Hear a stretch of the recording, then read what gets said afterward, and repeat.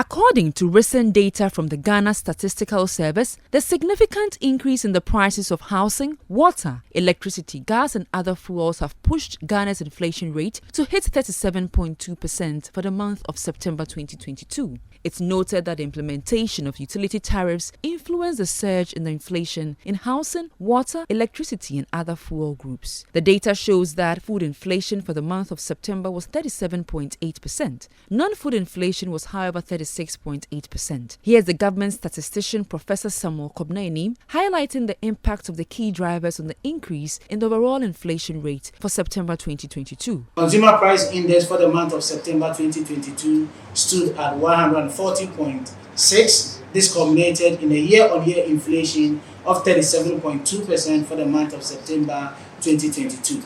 Disaggregating this from a food and non-food perspective, food recorded at a year-on-year inflation of 37.8% and non-food inflation 36.8%, indicating a 1 percentage point variation between food and non-food inflation for the month of September 2022. From a domestic inflation, otherwise locally produced items and imported items and inflation perspective, we recorded a 4.9 percentage variation as imported items recorded 40.7% for the month of September 2022 relative to 35.8% for locally produced items, or domestic inflation 35.8% for the month of September 2022. We do not present the inflation rate for the previous month and for the year-on-year because of the new series that we've released today. So for purposes of comparison, the chain link has to be done to enable us to do the historic comparison.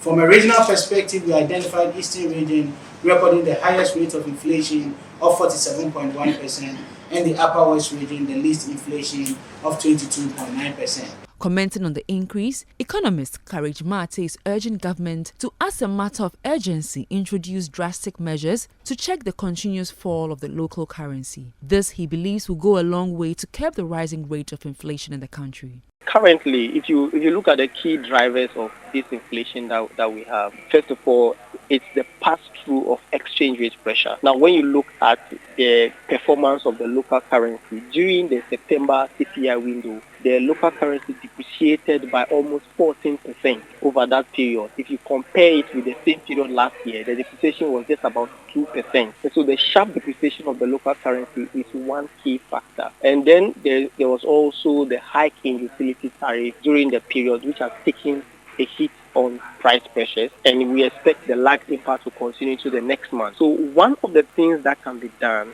is to get the currency to stabilize, because that is a significant push factor for price pressure. How can the currency stabilize? We need some clarity in the market. We need some confidence to return in the market, where the market can have confidence in the fact that when they end their Cedi flows, they can invest it in Cedi-denominated securities and not to push it into safe haven assets like the US dollar, which is intensifying the pressure on the exchange rate and passing through to inflation.